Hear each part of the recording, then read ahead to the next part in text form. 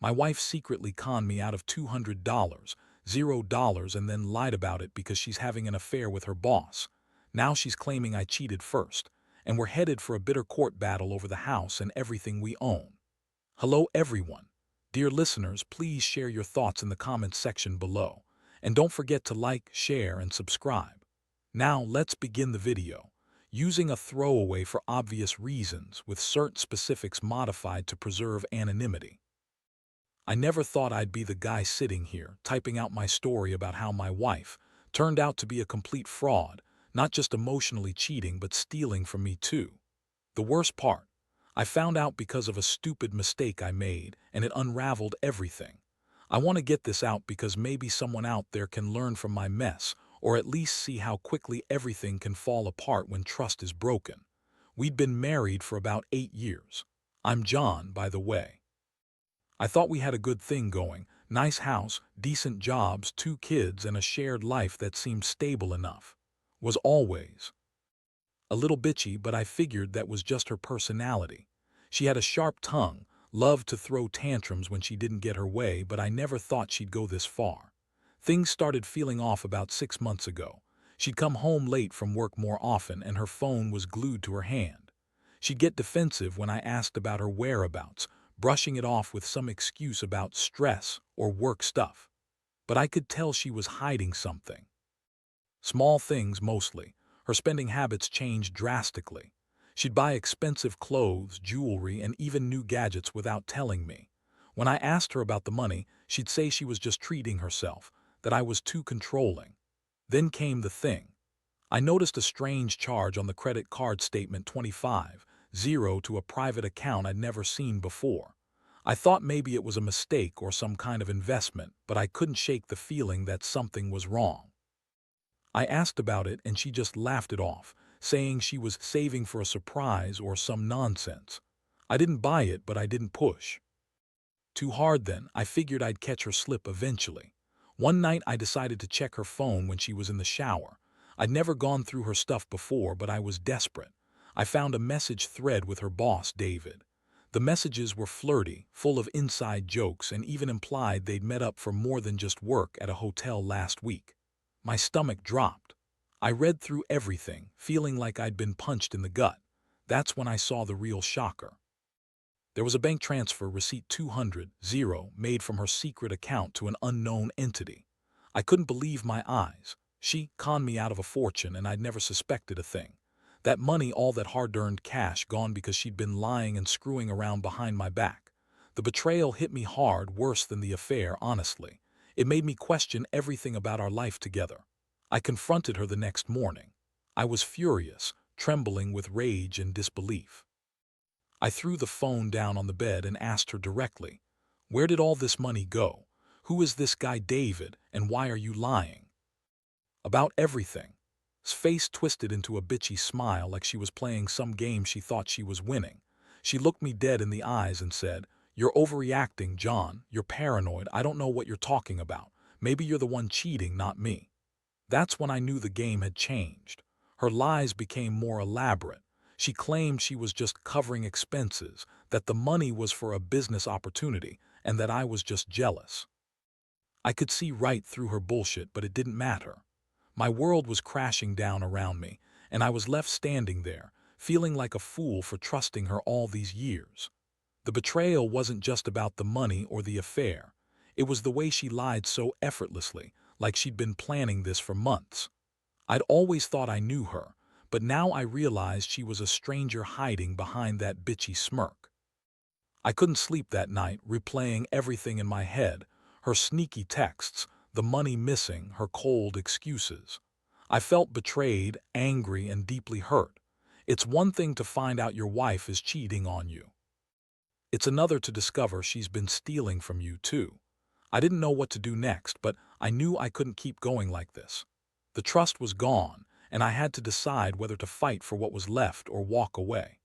The next few days were a blur of anger and confusion. I couldn't believe she'd been lying to me for so long, secretly siphoning off money, and then trying to gaslight me into thinking I was the one cheating.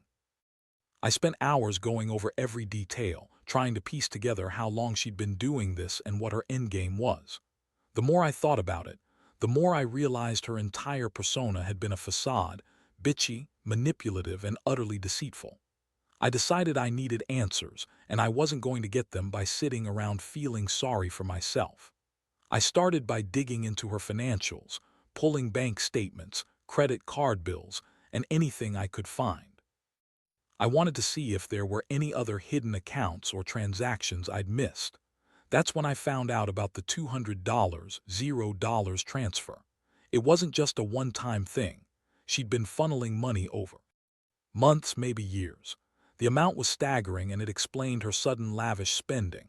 She bought herself designer clothes, a new car, even a vacation house she never mentioned, all paid with money she'd stolen from us. I couldn't hold back the rage anymore. I printed out everything, screenshots, bank statements, receipts, and made a plan. I needed to confront her again, but this time I was ready. I knew she'd deny everything, call me paranoid, or accuse me of cheating again. So I decided I'd bring proof, evidence she couldn't dismiss. I wanted her to see I wasn't some naive fool anymore. The confrontation happened one evening when she was supposed to be at work. I called her bluff and handed her the pile of papers. Her face turned white when she saw the evidence. Her eyes flicked nervously and her bitchy smirk faded for a moment. She stammered, trying to come up with excuses, but I cut her off. I told her I knew everything about the affair, the money, the lies, that I'd been betrayed on every level. Her reaction was surprisingly cold. She looked annoyed, almost bored, and then she snapped back with a barrage of lies. She said she'd only been thinking about David, that it was just a fling, and that the money was for her future. She spun stories about how I'd been controlling, jealous, and insecure. She claimed she was the victim here, that I was the one cheating because I'd been distant lately, distracted. I felt my blood boil. How dare she turn this around and play the victim? She, stolen from me, lied to my face, and now she had the audacity to accuse me of cheating. I felt a mix of heartbreak and fury. I trusted her for so long, and now I saw her true face. The woman I thought I knew was just a manipulative bitch who was willing to destroy our family for her own greed and pleasure. I wanted to scream, but I held it in. I told her she needed to leave, that I wasn't going to let her ruin everything anymore. I also warned her that I was going to take legal action to recover the money and protect what was left of our assets. That night, I couldn't sleep. I kept replaying her words, her sneer, her lies. I felt like a fool for being so blind. How could I have missed all the signs? The late nights, the secretive phone calls, the sudden wealth, everything pointed to her being unfaithful and dishonest. I kept thinking about the money she'd stolen, how much it had cost me, and what I was going to do next. I knew I had to act fast or I'd lose everything. Our house, our savings, the future I'd worked so hard to build. The next morning, I contacted a lawyer. I wanted to understand my rights, what I could do to get that money back, and how to proceed with a divorce if it came to that. I also hired a private investigator to dig into her financials more deeply. I needed concrete proof, not just my suspicions. I couldn't trust her anymore. I had to have solid evidence to back up my claims if this went to court. I also started gathering emotional support. I reached out to a few close friends, people I could trust. It was humiliating to admit I'd been played, but I knew I couldn't go through this alone. I felt betrayed, angry, and hurt, but I also knew I had to stay strong for myself and the kids. They deserved a father who could pick himself up after the wreckage. In the end, I realized that the betrayal went deeper than I thought. It wasn't just about the money or the affair. It was about respect and honesty. Had shattered everything I believed in, and now I was left to pick up the pieces. I didn't know what the future held, but I knew I couldn't keep living in her shadow. I was done being the fool in this story. I was going to fight for what was mine and make sure she paid for what she'd done. The legal process started faster than I expected. My lawyer told me that, given the evidence of her financial misconduct and the affair, I had a solid case for both divorce and recovering the stolen money. But what hit me hardest was realizing how much I'd been blind to her manipulations. For years, I'd been working my ass off to build a good life, only to find she'd been secretly siphoning off hundreds of thousands. It felt like my entire world was collapsing, and I was just starting to grasp the depth of her betrayal. I couldn't help but replay the moments where I'd ignored the signs, brushing off her late nights or her secretive phone calls. I'd always thought she was just stressed or busy, but now I saw it was all part of her scheme. She'd lied to my face so many times I'd lost count. The worst part, the betrayal wasn't just financial, it was emotional. I'd trusted her, loved her, built a life with her. And she had been plotting behind my back, screwing her boss, stealing from our shared account and lying about everything. While I was dealing with all of this, his attitude was infuriating. She played the victim every chance she got, claiming I was the one cheating, that I was paranoid and jealous. She insisted she loved me, but her actions told a different story. Every time I brought up the money, she'd get bitchy, tell me I didn't understand her ambitions, or accuse me of trying to control her. She even claimed I was the one secretly having an affair, like that was some kind of defense. Honestly, I didn't even bother arguing anymore. I knew her game. She was trying to turn everything around to make herself look innocent when she was the one who'd been sneaking around and stealing. I decided to take control of the situation. I filed for divorce, citing her infidelity and financial misconduct. I also made sure to include a request for the return of the stolen money. I wanted to seize her assets and freeze any accounts she'd hidden money in. I knew she'd try to hide or transfer assets quickly, so I moved fast. I also told my lawyer I wanted sole custody of the kids. She'd been distant and cold lately, and I didn't trust her with their emotional well-being anymore. During this process, I learned more about her secret accounts. Turns out she'd set up multiple fake accounts, transferring money around to avoid detection. She'd even gone as far as opening a new credit card in her boss's name. The level of her deception was staggering. It made me sick to think she'd been living this double life for so long, all while pretending to be the perfect wife. My private investigator finally handed over some damning evidence. There were photos of her and David, her boss, meeting up at that hotel, caught in moments that left no doubt. There were also texts where they planned secret getaways, talked about future plans, and joked about what they would say. It was clear she'd been having an affair for months. The icing on the cake was the discovery that she'd used some of the stolen money to fund their escapades, fancy dinners, hotel stays, even a weekend getaway in the mountains. That $200, $0 wasn't just sitting in some account. It was fueling her secret life. All of this came crashing down on me at once. I felt the kind of heartbreak that leaves you breathless, the kind where you question everything. How could she do this to us, to the kids, to me? I'd always thought she was ambitious, maybe a little bitchy, but I never suspected she'd be so cold, so calculating. The woman I loved was gone, replaced by someone who was capable of outright betrayal and theft. I remember sitting in my lawyer's office, staring at all the documents spread out before me. I felt numb, exhausted, and furious. I realized I'd been living in a fantasy, believing in the fairy tale of our marriage, when in reality, she'd been building her own secret empire of lies and money. The worst part, I was the one left holding the bag, trying to pick up the pieces of my shattered life. As much as I wanted to lash out or yell at her during our court hearings, I knew I had to keep my composure. The last thing I needed was to give her any more ammunition. I just wanted to get through this, to make sure she paid for what she'd done and to start healing myself. But deep down, I knew this wasn't over. Not yet.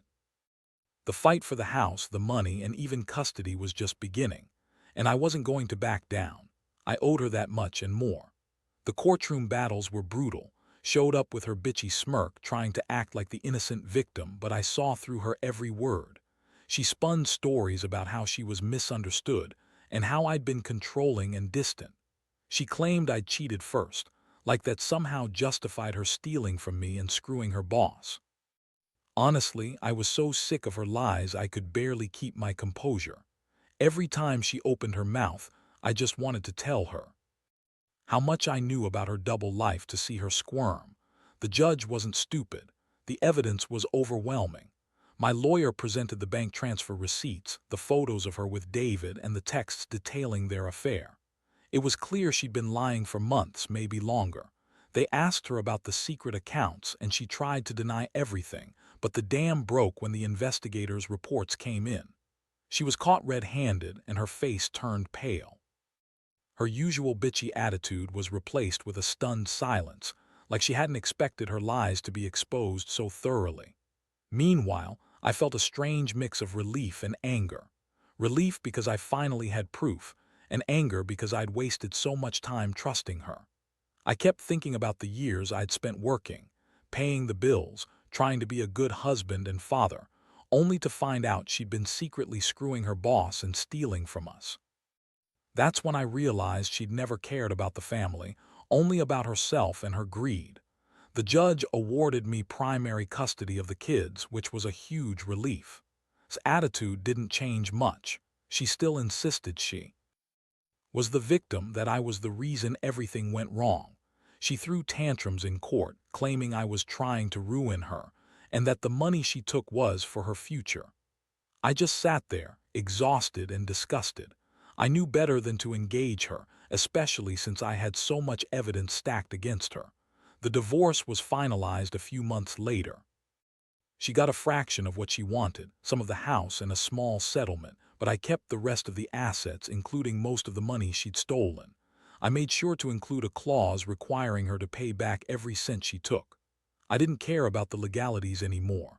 I just wanted her to face the consequences of her actions. But even with that, I couldn't shake the feeling of betrayal. It was like my entire life had been a lie. I kept asking myself, how could she do this? How could she lie so effortlessly, manipulate me for years, and then turn around and blame me for her own lies? The woman I loved was gone, replaced by someone who was willing to cheat, steal, and play me for a fool. It was a hard lesson, but one I learned the hard way. Trust is fragile. Once broken, it's almost impossible to repair. I realized I'd been naive, thinking that love and loyalty were enough. I should have seen the signs, but I chose to ignore them, blinded by my own hope that things would get better. I thought her bitchy attitude was just her personality, not a mask for something much darker. Now I'm left with the aftermath. The house is quiet, the kids are adjusting, and I'm trying to rebuild my life from the wreckage. I don't know if I'll ever fully trust again, but I do know one thing: never ignore the warning signs. If someone is hiding secrets, they're probably hiding a lot more. And sometimes the biggest betrayal isn't just emotional, it's financial, and it cuts deeper than words can say. I just hope sharing this helps someone out there. Because if you're in a similar situation, know that it's okay to feel broken, but you have to stand up and fight back. Trust me, the truth always comes out in the end. And when it does, you'll realize, better to face it now than keep living in the lie. After everything was settled legally, I thought I'd finally get some peace. But the wounds from her betrayal ran deeper than I expected. I moved out of the house with the kids, and for a while I thought I could just focus on rebuilding, on healing. But the truth is, I couldn't shake the feeling of being completely played. Every time I looked at the house, I saw her sneering face, her lies, the stolen money. It was like a ghost haunting me. The hardest part was dealing with the emotional fallout. I trusted her with everything, my heart, my money, my future, and she'd thrown it all away for some affair and greed. I felt humiliated, angry, and betrayed in ways I never thought possible. I'd always been a straightforward guy, the kind who believed in honesty and loyalty. And here I was, realizing I'd been living with a master manipulator. I kept asking myself how I hadn't seen it sooner. I started seeing a therapist, not just to deal with the divorce, but to process the betrayal. It helped, but some nights I'd lie awake replaying every moment, wondering where I went wrong.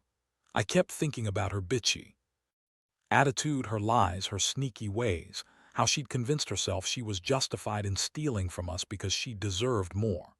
That thought made me sick. She convinced herself she was the victim, but really she was the perpetrator. In the meantime, I focused on the kids. They're young, only 8 and 10, and I couldn't let this mess ruin them. They didn't deserve to grow up in a broken home filled with bitterness and resentment.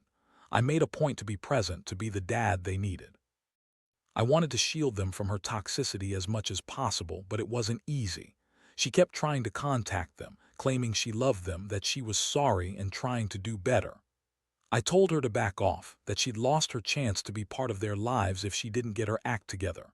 Meanwhile, I started to rebuild my finances, slowly but surely. I knew I'd have to pay her back the stolen money, and I wanted to do it without going broke. I cut unnecessary expenses, worked extra hours, and even took on some freelance projects. It wasn't about revenge anymore. It was about making sure I could provide a stable life for my kids and myself. I also began to see a financial advisor to help me plan for the future, because I realized how fragile everything could be when trust is broken. What's crazy is how the betrayal changed my outlook on everything. I used to think marriage was about loyalty and mutual respect. Now I see it as a gamble. Sometimes people hide who they really are, and you only find out when it's too late. That bitchy, manipulative side of it was there all along. I just refused to see it. I kept thinking about the moments I'd ignored her bad attitude, her dismissiveness, her sneers. I'd thought those were just her personality quirks, but now I see they were warning signs I chose to overlook. I also learned the importance of protecting myself financially. I never thought I'd have to be so vigilant, but after this, I see how easy it is for someone to hide money or manipulate the system. I've become much more cautious, setting up safeguards, monitoring accounts, and making sure I have control over my assets. No more trusting blindly. I don't want to be like that again. Looking back, I realize I've grown stronger because of this. It's a bitter lesson, sure, but I refuse to let her take everything from me. My peace, my confidence, my happiness. I know I'll never fully trust her again, but I also know I can rebuild my life piece by piece. The biggest thing I've learned is that sometimes the only way to truly move on is to accept what happened, learn from it, and never let someone else's greed and lies destroy you.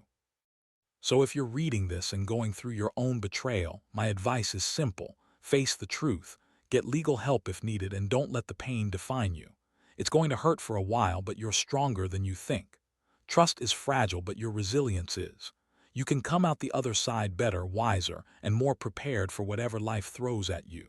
Just don't forget, your worth isn't determined by how someone else treats you. It's about how you pick yourself up and keep moving forward. Looking back, I realize that the biggest lesson I've learned from all this is how fragile trust really is, and how easy it is for someone to destroy it if they have enough greed and manipulation in their heart. Betrayal was a wake-up call I never saw coming.